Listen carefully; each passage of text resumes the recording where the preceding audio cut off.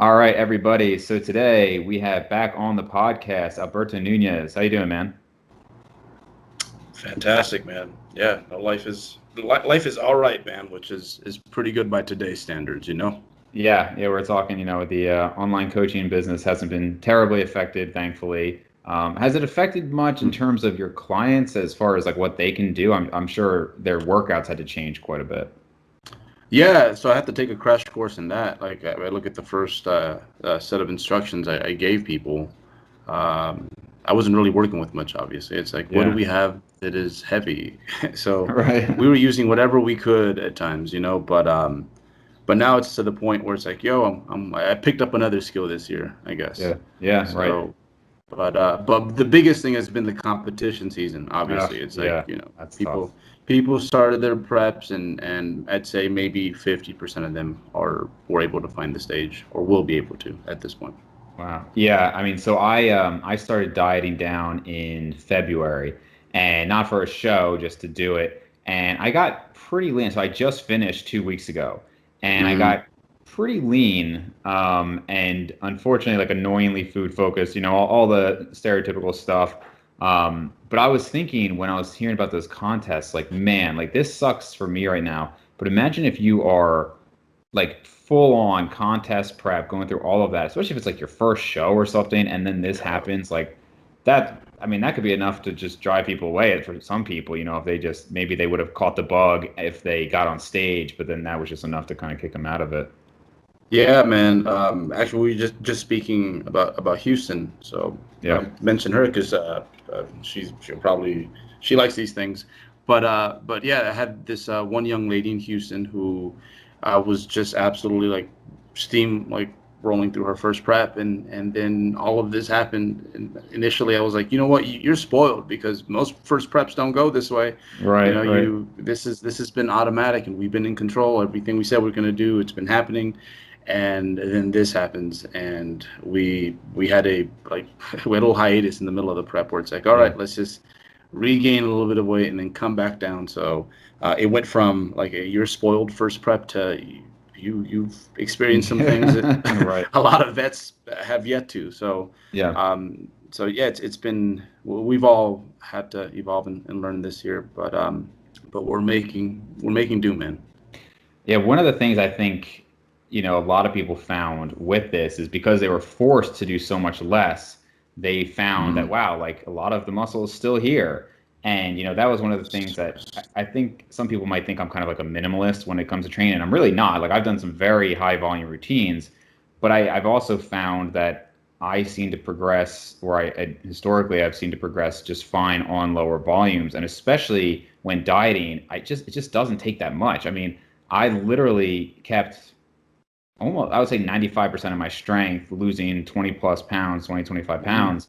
And I was literally doing 5 to 6 work sets per muscle group per week. So, measurements stayed good, strength was up there. And I know that's pretty damn low, but, and other people were doing body weight stuff. Now, they weren't maybe in a severe deficit, but especially if you're not in a deficit, I mean, the amount that it requires to maintain most of your muscle versus really make progress, I think a lot of people discovered that during this time.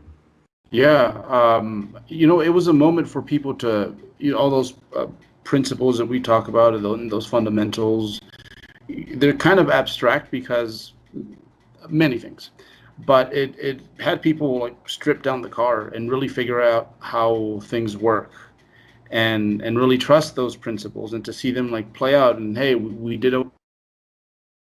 okay. The fact that exclusively in the 20 to 30 rep range. Yeah. Our volume, was dumped down to maintenance levels, and I think it was really good for people to see that, hey, everything we talk about, everything we based our decisions around during more normal times. Well, there it goes, man. Here's your evidence. You get to actually experience it firsthand. So I think like long term, I think it's going to make a whole lot of people a little smarter. They're going to skip a Yeah. few grades because of this. Right, right. So I'm noticing the Incredible Hulk poster on the back there. Are you a Marvel fan?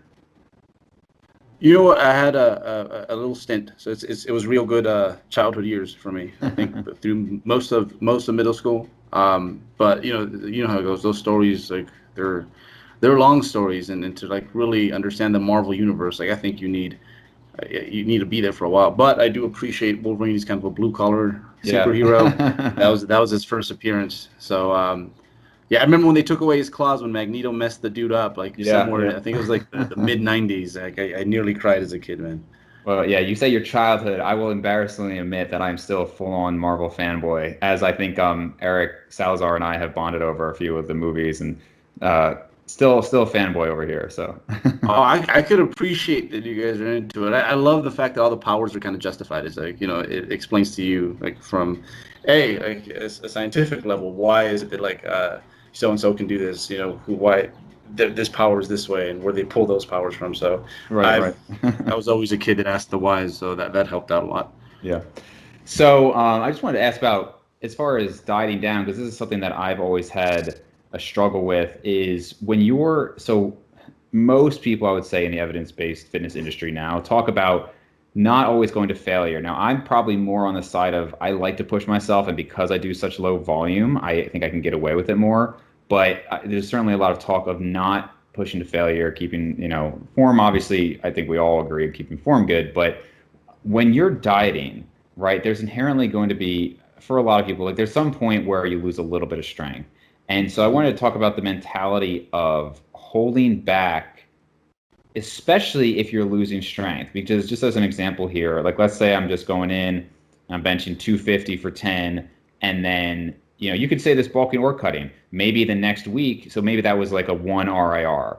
Next week, you do 250 for 10, and in your head, like, I can technically progress by Mhm. getting 11, but I have to go to failure to do it. Or Mm. worse, which is where I really have a hard time with dieting, you get to 250 for 9, and now it's like, wait a minute, that's 1 RIR.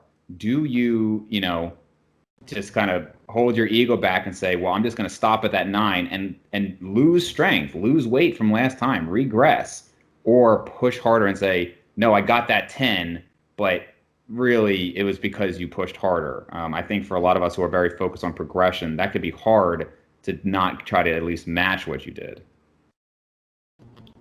Yeah, that can be a double-edged sort of thing, man.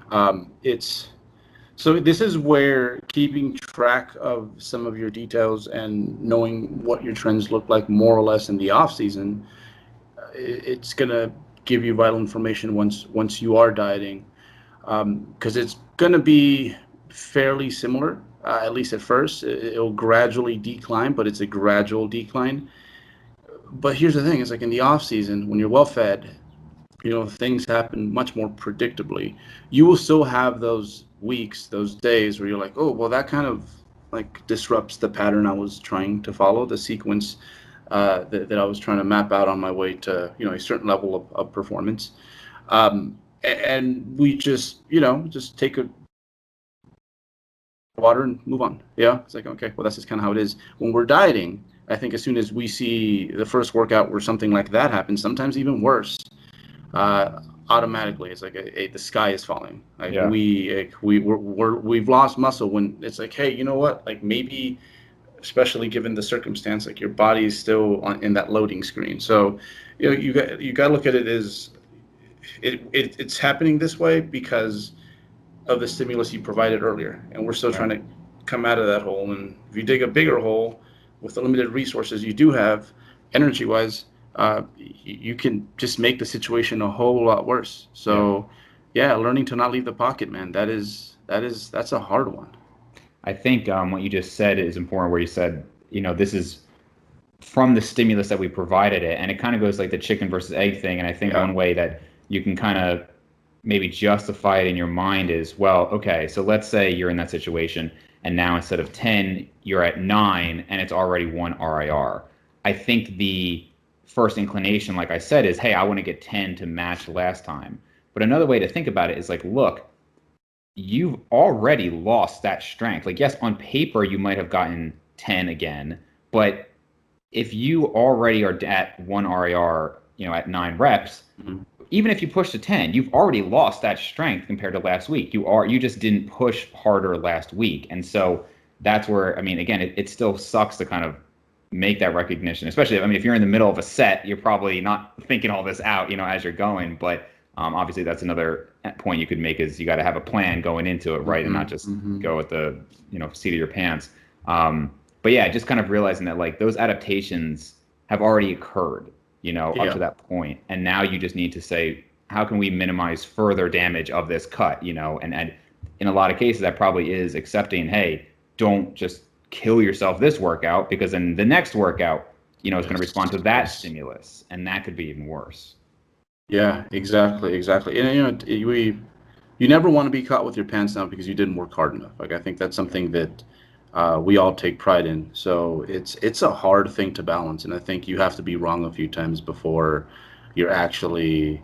And it's funny, we can get to the point that we talk to ourselves mid-set. It's funny how that is. Like things just slow down a lot, right? Yeah, it is right. Weird. Like all these moving parts just floating around your eyes.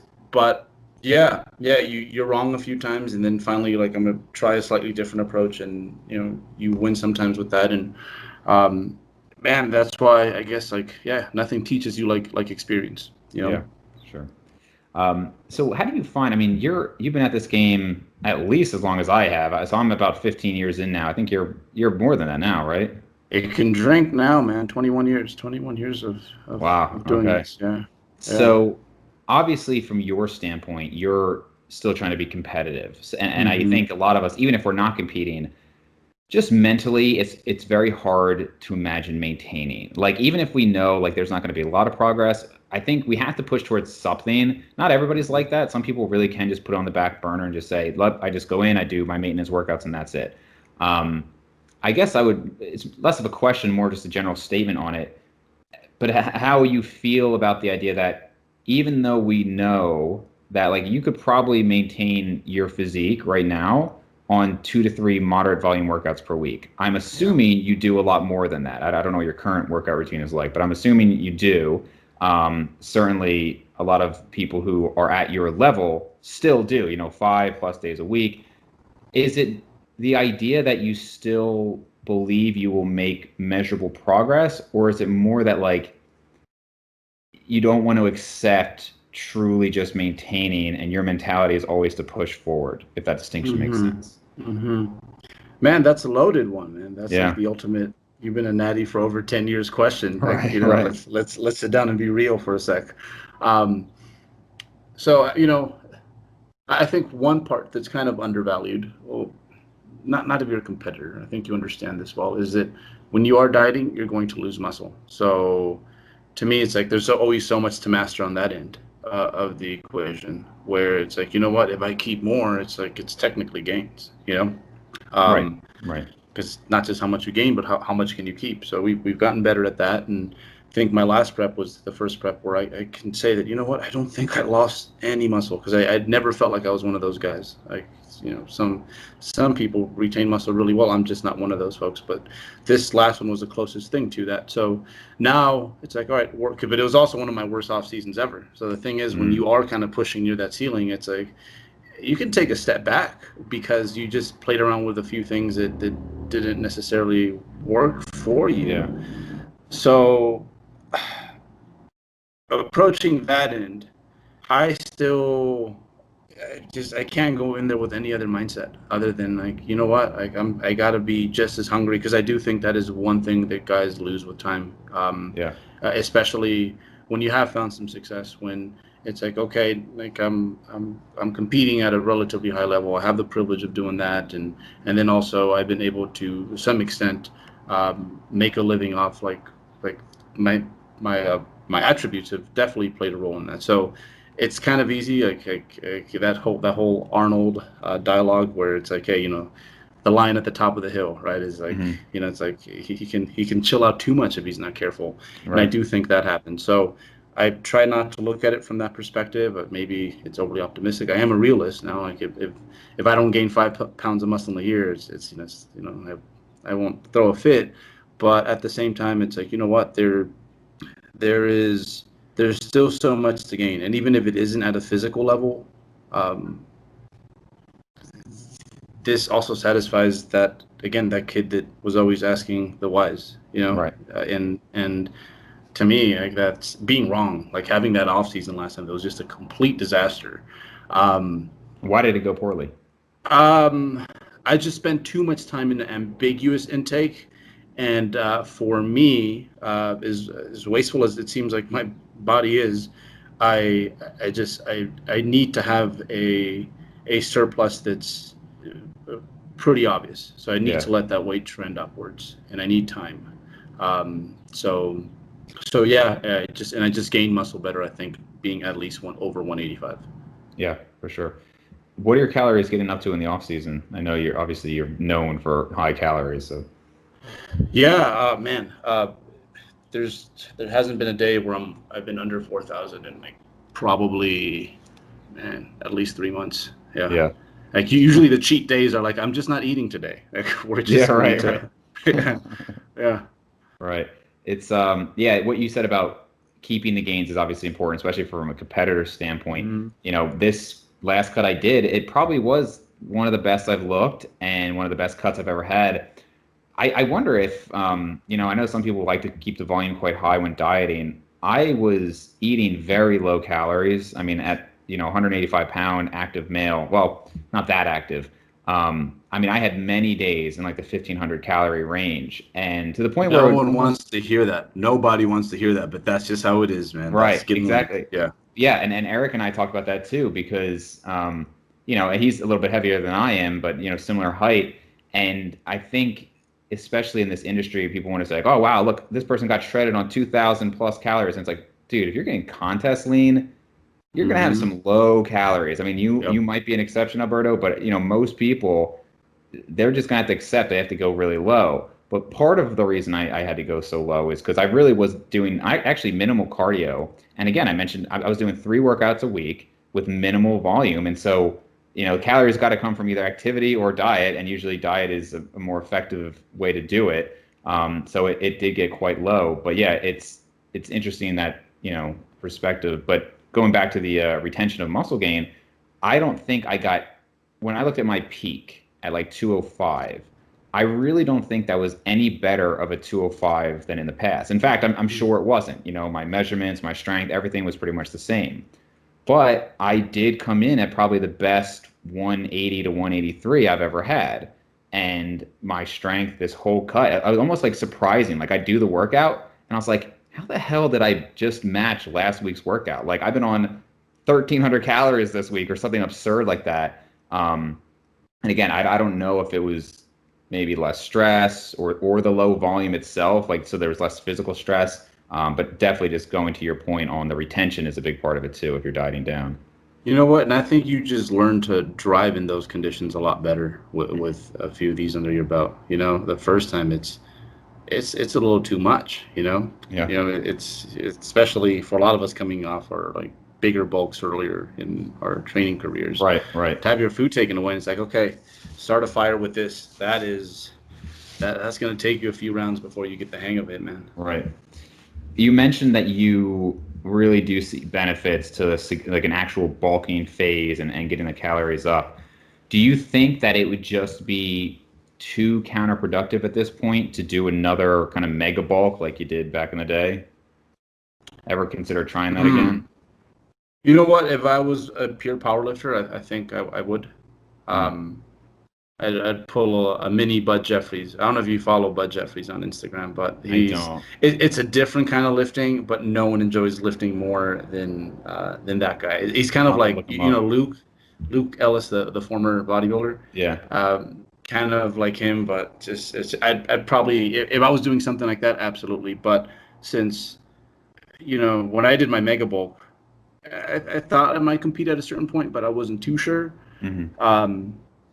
But now I think it'd be the equivalent of a powerlifter that's getting like really good at like 8s on the squat. But it's like, but Yeah. you want to get good at this. It's like we're moving away from specificity, which in this case is the body fat. But I mean, I'm closing in on seeing a 200-pound weigh-in in the morning. The lowest weigh-in I saw during my last prep, I think, was a 156. So we're quite heavy. So I don't know if I need another 5 pounds. So.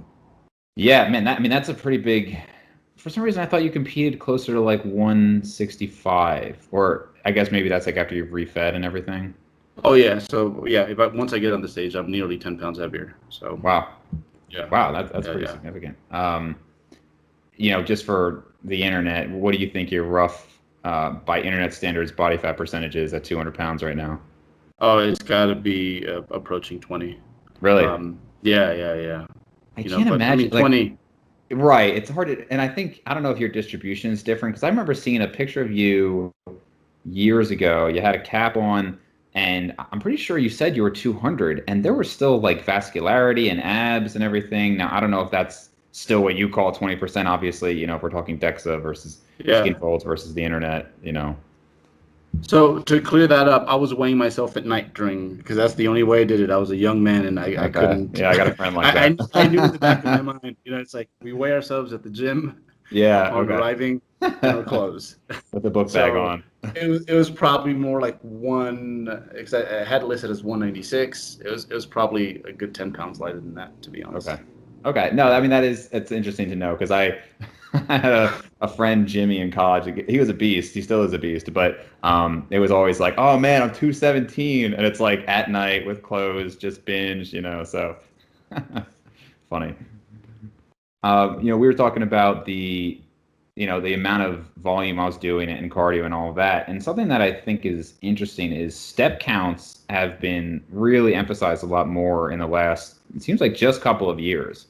And my step counts were also quite low this cut. I mean, I really wasn't moving a lot. But it seems like a lot of people are saying that now, like, maintain 10,000 is kind of like a standard. Some people 15,000. And part of me is like, okay, that makes sense that you want to keep moving. The other part of me is like, well, when we even look at dieting studies of like just a deficit versus a deficit and like legitimate cardio, we don't see that much benefit to the real cardio. And the calories burned from walking 1,000 steps is like nothing. I mean, it's just your heart rate barely goes up. I mean, now if you're doing stairs like a step mill, then that's different. But just, I mean, when the quarantine first started, I started going on more walks and I was hitting 10,000 a decent amount. And I mean, I would just basically walk around for an hour and a half or something. I can't imagine I burned more than like 100 more calories than I would have. So it's almost like this contrast between this huge emphasis on steps now and kind of when you actually look at the numbers and the studies. So any thoughts on that? Yeah, I think and this is something that I realize with myself, I realize with athletes, is that once you've been dieting for a while, you just have less drive to move. And this became very clear when people would send in their picture updates and the room started out neat. And then by the time we've been dieting for like 16 weeks, it's just a disaster. So what I suspect happens with cardio is that you add more and to try to put the energy balance back in your favor, but then unknowingly the athlete just moves less. So I think what the step counts do is I don't drive them up too crazy. It's just more so like, okay, what were you kind of getting in the off season? Okay, about 5,000. Let's just make 7,000 our goal for good measure, because you're going to be getting lighter anyways, and we'll just hold it there. And as long as they keep up with that, it's like, hey, they're doing their yard work. Hey, they're like not parking as close as possible. Right. All those things. Walk your dog. Little things that I think. I remember prepping and giving my dogs like some cheap walks sometimes because I'm like, buddy, this is what I have today. Yeah. So I think it helps regulate, the NEAT a tiny bit. Obviously, it's synthetic NEAT, but Right. but it helps fight some of that. And I've seen just less plateaus when using steps. Yeah, that's what's interesting is like anecdotally, people do seem to report benefits from it. You've mentioned that, Trexler has mentioned that. I know Steve Hall and Abel Sabai, with their own podcast, they've talked about how I think they were dieting down to very lean levels, but they were doing 15 to 20,000 steps, and it probably does add up. It's just, anecdotally, like I said, reports seem to indicate it's helpful versus when I think about the numbers, it doesn't make as much sense. But it was funny, like when we first went into the shutdowns, I was only doing like 5,000 to begin with. And the reason I started going on these walks is I looked at my phone and I was like 2,000 steps a day for like a week. And I was like, what the hell am I doing? Like I'm literally just sitting here all day. And it's funny, like you said, people just, your body, either consciously or subconsciously, you just start to become more resistant to doing things. Like the last 2 weeks of my diet, I didn't even get stuff done. Like I just was like putting on a list and like I'll do it when I'm done dieting. Like just like basic stuff. I was just like, I'll call that person, I'll handle this like later. I just didn't have like the mental energy to do it. Yeah, especially physical stuff. You kind of quantify, like you equate it to sets in the gym. You're like, if I do that yard work, that's probably gonna Yeah. at least sabotage three of my sets. So it's yeah, no, it gets sticky, man. And thankfully we moved on from. Remember the time when there was cardio and then there was intervals were also very popular. Yeah. So you had those things going up, and people would push those to some pretty extreme levels. Yeah. But outside of the gym, outside of the formal physical activities, like they were just slothing. Yeah. Like that was the issue. Yeah. And if you ever done intervals or you were part of that gen, you understand why. Oh yeah. So do you remember the name Craig Ballantine? Yes. I would get emails. I actually just found like my old AOL account and I still have like weekly emails from him on like the benefits of interval training. Yeah, they were huge when I was first getting into them. I was actually going to ask you if you incorporate them at all. I actually like them in the sense that I like to push myself. I think if you're not doing any high intensity cardio, like, I mean, even just from a health standpoint, I think there's benefits. But to be fair, if you're doing high volume workouts, you're getting a lot of those benefits anyway. But yeah, I definitely not like, I mean, they used to be talked about like, doing like 3 full-on interval sessions every single week, which I don't think is probably optimal in the context of somebody who's like, also doing maybe 2 heavy leg workouts a week or something like that. Yeah. No, people do their intervals multiple times a week, underfed, much less body fat than what their body would like. And so man, we were definitely the experimental generation, and I think steps. That's probably the one thing about them is like, hey, they really don't tap into your recovery all that much, unless you're going like super hard with that, which I have seen as well. Yeah. I mean, and just not to harp on the steps too much, but I think a lot of us would agree that we don't find it too productive to say like, hey, an hour or 2 on the bike of LISS every week. Like most of us have a lot of us have experimented with that and found that like, yeah, if I'm just doing this low intensity biking, it's not really helping that much.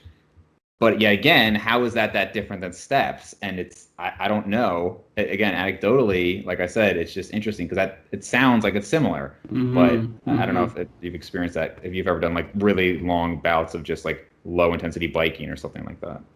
Yeah. You know what steps do is they kind of do leak into other parts of your life. So usually what I do when I'm training is I'll have my set and then I'll go walk to the water fountain slowly so that I can, not jump in there too early.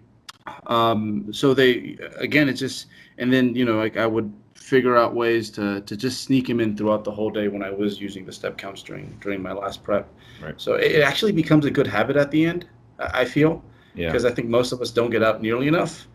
And yeah, like I think it's just, it spreads out throughout your whole day. So those moments where, hey, you would have gone to go pick up your groceries like via one of those services where they bring them to you in the parking lot. But since you got steps, you're gonna go in there and you're gonna do your thing. So I think it's been an overall positive thing, and it seems to work. That's for sure. I agree.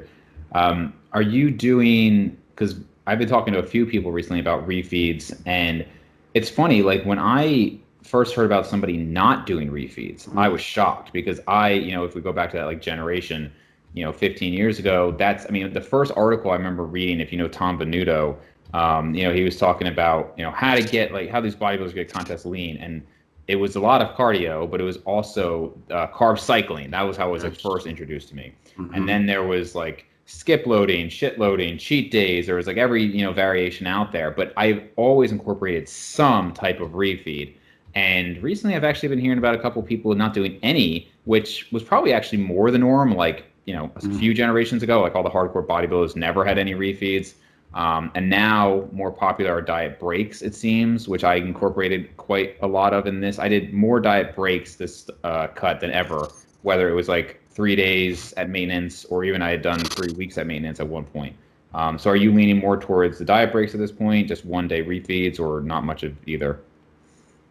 So, with the no refeeds, I think some people can get away with it, especially if we're talking about, it's an off-season cleanup, right? We're trying to, you know, trim off the edges a little bit after a good gaining phase. I think especially there's a group of men that for sure can get away with that, but there's also some folks that legitimately is like within seems like 7-10 days, like their bodies like know something is up, and with those folks, you might want to consider using refeeds, even if they're small refeeds and they're less frequent. But I do think there's a population where they have merit regardless of what sort of fat loss phase it is. But at the same time, I'm not pro, like when I do a mini cut, especially since it's gonna come from a full house state, I typically will refeed until I feel like I won't refeed until I need it.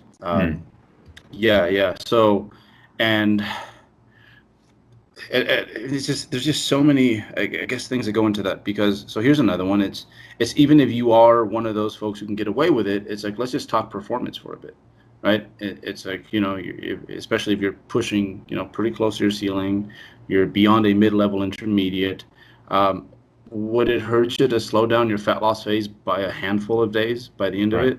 If you're getting better performance, I think it's absolutely worth it. I would gladly tack on 2 weeks to a 7-week fat loss phase if it means that, I was able to come out with most of my muscle and performance like still intact. In those cases, are you just kind of assessing it as you go? Like if you look at your clients, it's like, okay, putting you in a deficit, no clear plan as far as when we're going to refeed, and then based on how they're feeling, you do it? Yeah, so if some people I've worked with them long enough where I just kind of know, this is not going to work with you. Yeah. And then there's other folks where it's like, you could probably go near a month without seeing a refeed, and you'll be absolutely fine. And then we can get back to what it is that we really want to get to, and that's the gaining. But yeah, you look at trends, and then when performance trends are very off relative to what's going on in the off season, that's when you kind of step in and like take, I guess, a diet deload of sorts. But again, same thing. It's like I don't want to get too trigger happy with it either, especially if I feel like this person can benefit from slightly more a more accelerated pace of fat loss coming out the gates, because quite often it's just people aren't allocating their calories correctly. They might be hoarding at night, because I think IF kind of did that to all of us to some extent. Yeah, for sure.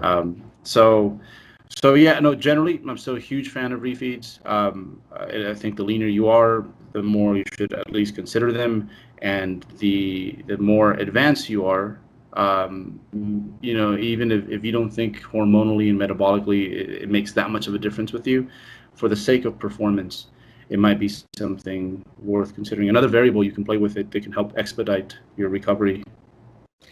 And when you do them, this might just also be individual, but are you leaning towards, because it seems like we're having less and less people in favor of these big single meals or even single days, and it seems like metabolically and hormonally those are less beneficial than maybe like smaller surplus but for more days. So are you also part of that shift?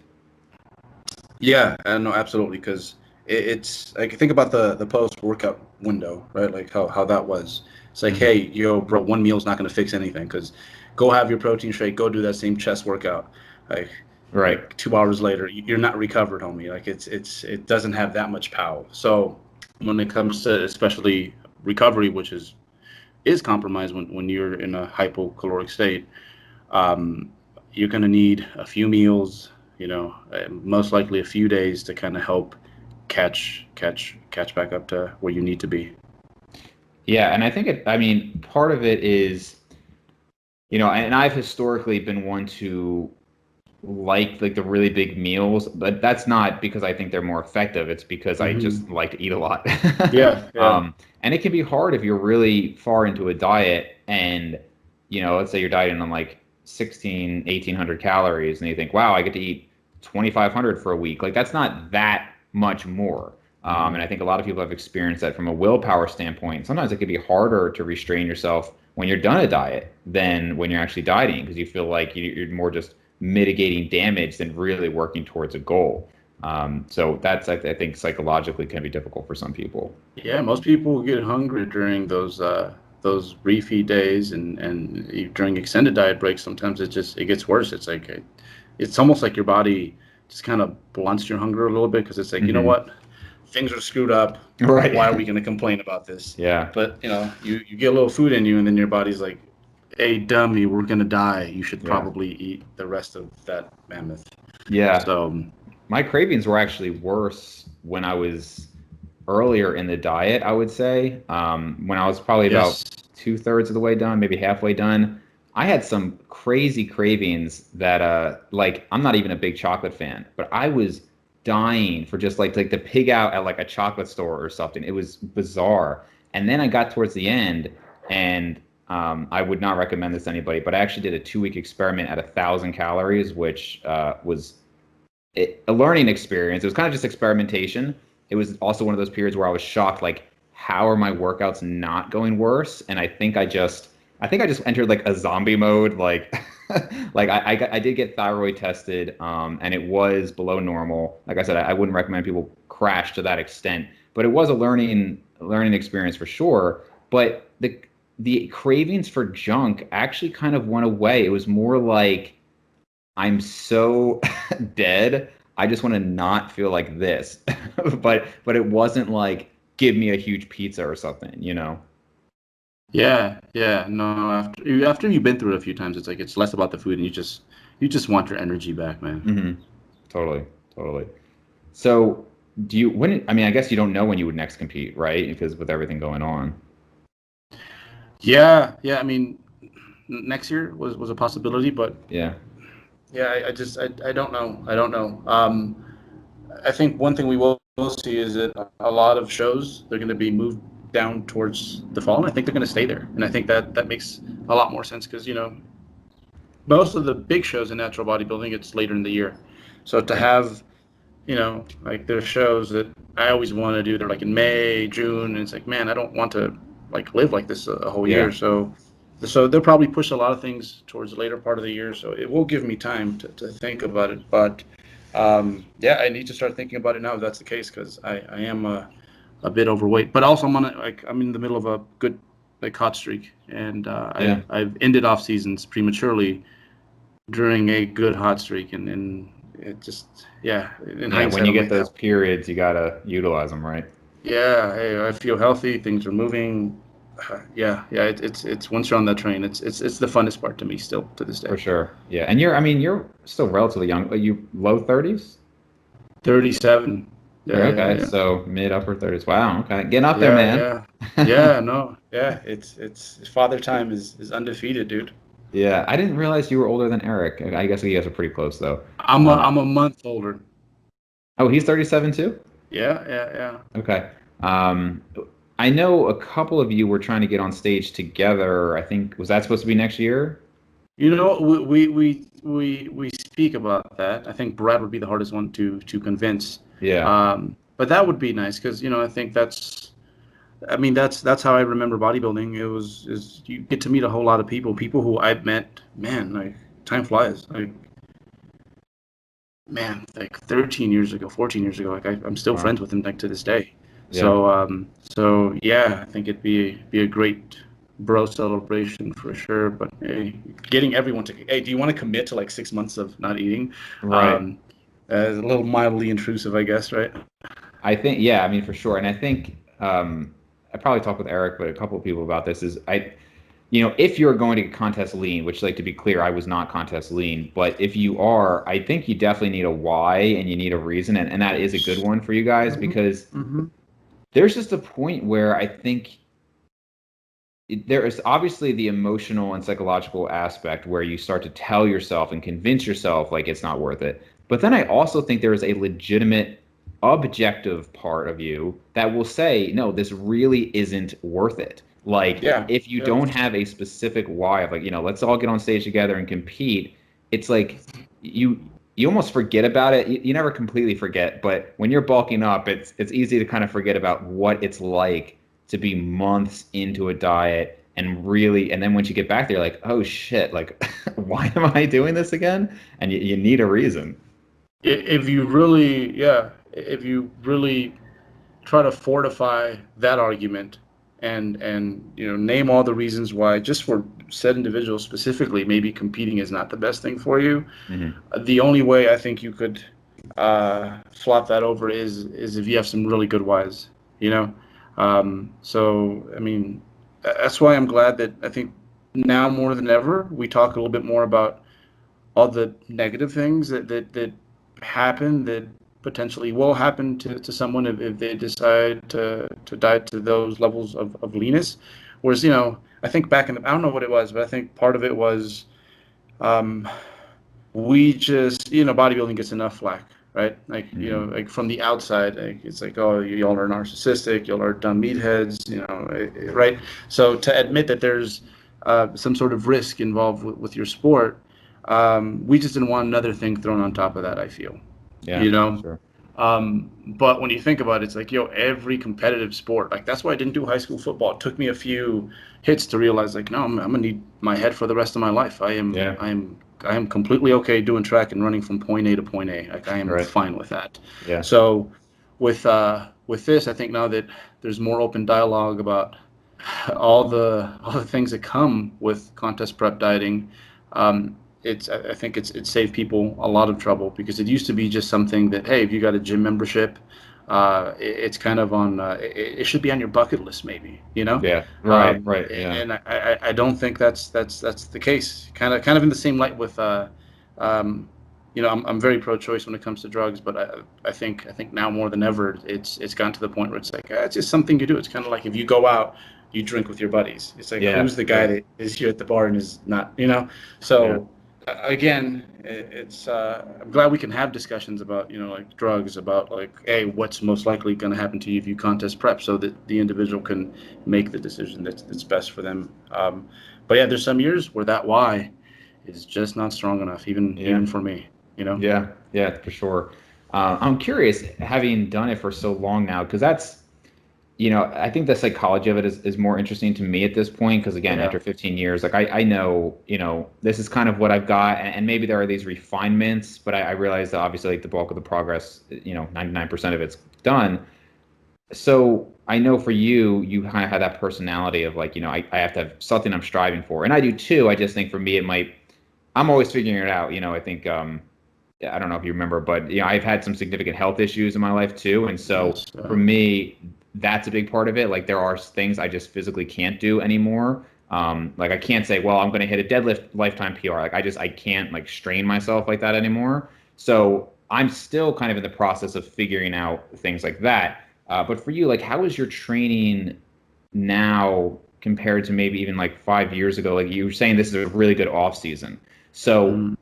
I assume you're not dramatically stronger than you were in the past or dramatically bigger. So what is it that's making this such a good off season for you? And what do you think you're going to see out of it once you eventually get back on stage? Mm. Um, I think I've mastered a lot of things that, whether you know it or not, as a bodybuilder, you're trying to master. You know, I think, namely, getting out of your own way. I've gotten um, pretty pretty good at that. So to me, it's like when I go in there and I do my thing, it's if you're a purist, right? It's one of those things where you just really have to have an eye for this thing. Like if someone were to see me lift, they know what they're doing, like beginning to end. I think they would be like, wow, like this dude, this is obviously someone who's been doing this for a long, long time. So that's to toot my own horn, but I get in there and I just enjoy the fact that I am here, you know, Yeah. and that it took lots of being wrong to get here. And I guess every time I've thought, like, bodybuilding was a great way to learn just this life lesson. Was every time I thought, there was many times where I thought, like, you know what, I have this down. This is just how it is. All the rest of you guys are just nuts. Like that's your camp. That's your camp. We're in the right. Um, I've been humbled by it, so I look forward to that, to like finding out something completely like new and changing the way I do things and continuing to evolve. So it's yeah, it's I'm just so grateful that I get to do it still at a really high level, and that I guess you could say I'm at my peak when it comes to this. It's like, hey, late 30s all the way to like mid 40s. That's, for most bodybuilders, that's going to be where, everything is running as smoothly as it ever will. So Yeah. it's like I'm there, and I'm gonna enjoy the hell out of this moment, because it won't always be this way. Again, you just never know either. So Right. yeah. Yeah, well, I appreciate that mindset because, I'll be the first one to say in private and also on like publicly on like the podcast and in my own videos that I wouldn't say like I mock it, but I often point out how it's a trend in bodybuilding to see guys who've been doing this for 20, 30 years who will say, this is my best package. I've made so much progress. And they say that year after year after year. And it's like, man, like maybe there's something going on that I'm not seeing, but you look mostly the same. But having said that, when I talk to guys like you and Eric and Jeff and people who've been doing this a long time, it's never that like you guys are saying I put on 5 pounds of muscle since last year and I did it again the year before that. Like that's not what you're saying. You guys are talking about like it's what I've learned this year. It's like I succeeded and progressed because I was able to handle like my family affairs better this year. I came in slightly leaner this year, whatever. Like maybe I was actually even lighter than my last competition, but that's because I was able to get a little bit leaner, etc. And that's the kind of stuff I can appreciate because I think if you're doing this, I mean, nobody can do this at 15 plus years for the physical progress alone that they're making, unless they're really, in my opinion, delusional or we're just doing things wrong for a while. I think, and I don't mean to be like negative there. It's just that at some point, there's something I talk with Jacob Skeptis about too. It's like, the first 5-10 years, most of us are largely doing it because the physical progress we're seeing. Maybe 10 to 15 years even. But at some point, like that going back to the why, that can't be your why anymore. That it's just a physical progress because you'll drop out, and it seems like everybody I talk to, I mean, even like this podcast has provided me motivation getting to talk to you and like I said, the whole 3DMJ crew and everybody else who's been doing this because it kind of reinvigorates that passion when you get to talk to people who are so passionate. Like I want to go to the gym right now, and it's nice to have that because it can be hard. And I think that's probably why you're friends with people from 13 years ago. Some of my closest friends and people I talk to the most are still my gym bros because you kind of feed off each other. And I think that's really important. I think it's hard to do this all by yourself for so long, and I think it's hard to do this without the right psychology for so long. Yeah, no, there's so many other things you get from this outside of just the physical gains. Absolutely. And man, I think Lane said this a while back. Similar question was given to him and about, would you train if basically you were told you couldn't make any more progress and train just as hard? And he said yes. And it's just at a certain point you just know almost no other way of life. Like I don't see myself. I can't see myself like never like I'll pull a Ronnie Coleman. Like if shrugs is all I can do and curls, like that's what we're gonna roll with. But yeah, it's hard to explain if you're not like in this, like just all the other things you get that you didn't sign up for.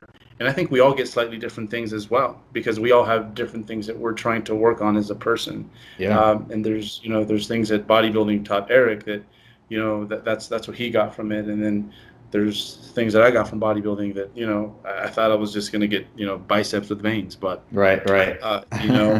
It's so awesome in that way. It's such a great, not that this should be your only source, but it's a great teacher for sure for life. Definitely, and I think like there was when we first shut down everything, I was still waiting to get like some equipment. And I didn't go to the gym. I basically took like 2 weeks completely off and I wasn't working. And that was like a bad storm. I'm not one who's prone to anxiety or depression, thankfully, but after 2 weeks of very little movement and no working, so you kind of have like, what's your sense of purpose there? That was tough. And I remember thinking like, I can't imagine not having this as a part of my life. Like I Yep, really can't yep. imagine it. Like what would that life be like? And to think that there are so many people who don't have it, it's like, damn, like how much could you benefit, you know? No, right there with you, man. I'm like, I have that little segment of the day that I kind of love hate at this point, but I get to Yeah. do it. Yeah, And right. once I'm done, I just feel kind of like recentered and regrouped. Yeah. So, man, did it save my butt during that lockdown. Have you ever, this sounds sadistic, but it's I don't know where this comes from in me, but there was almost a part of me where, so again, not to like to harp on it, but you know, with some of my health issues, I've had periods of pretty chronic pain, and there have been times where I've been in the gym and I was doing like a super high rep calf raise, and so I was doing a 5 second eccentric, and then every rep was holding the stretch for like 10 seconds, and it was just like a brutal like 5 minute set, and I was it sounds probably nuts to anybody who doesn't work out, and maybe even to a lot of people who do work out, but there was part of me that was like I'm the one causing myself this pain, and like I get to do this. Like Yes. I'm choosing to go through this suffering, but like I'm the one. It's not, you know, nobody's putting me in pain. It's not my body doing it. Like I'm choosing this, and I get to choose to do this and come here, and like I have the ability. I'm ambulatory. I can come to the gym and choose to put myself through this. And it sounds weird, but I kind of had an appreciation for it. I don't know if you've ever had anything like that. Yeah. So I used to run the 400, and one of the it's I mean, obviously I was a teenager, so like take it with a grain of salt because we're all going through things at that age. Yeah. But I remember I'm like I would ask myself, like, I wonder if I could physically kill myself from running. Like literally, I was like, do I have that in me? Am I that kind of dog? You know? Yeah. Because like you know, dogs, horses, like a lot of those, and we all have that as in humans. You know, we Yeah. all have that fight or flight. I'm just like, I wonder if like haven't been softened up so much that I can do that. So I would run that way where it's like I'll be a freaking legend. And to an extent with a weightlifting, like I've always been curious. Like I like, this is my thing. I think maybe twice a month I'll have a few sets where it's just about there's sets that are kind of more on the intensive side of things. So usually higher rep work. Mm-hmm. And I'll just think of something dumb towards the end of because it usually peaks out around a month, my training blocks, and I'm like, you know what, like I wonder how much pain I can take just because I think it's good for you to put yourself through that, and again to appreciate it also from the angle you just mentioned. It's I think it's a good trait, like to learn to tolerate discomfort, you know. Like there's certain things like on purpose, like within the way I have my own house set up where it's like it's there so that I don't get too comfortable. Like I wanted to put a TV like right in the front of like my bed. Okay. And I'm like, no, because that's just way too comfy living. It's like if you want to watch TV, you go over there and you do your thing there, you know. Yeah. So again, like bodybuilding is training for a lot of things. Totally. Well, we got pretty deep there. I appreciate it, man. I appreciate these conversations. They're motivating. I think they're certainly helpful for me. They're enjoyable and hopefully helpful for a lot of other people. I live in Colorado and I have a tie-dye shirt, man. What did you expect today? No, we didn't talk before getting on here. Right. But no, appreciate it, man, and I love the work you do. It's you know, obviously I'm a fan of our own podcast, but yourself and the Revive, I think, you guys do a good job in just getting what we want to get out of the person that you have on there. Which I think is, I mean, you probably seen yourself improve from beginning to end. Yeah. In regards to how you facilitate that, so we all appreciate it on our side. Awesome. I really appreciate that, man. Where can people find more of your stuff? 3D Muscle Journey, and we're on fire. You know how it goes. It's like you're chilling. It's like, all right, boys, let's get to work. So we're getting to work. 3dmusclejourney.com. We have a YouTube channel, and all of the coaches, virtually all of us, you can find us roaming on Instagram. That's where we're most active. So, what is it, 10 years strong, something like that. Yeah, that's awesome, man. Yeah. Very cool. Thanks again. Hey, no problem. My pleasure, dude.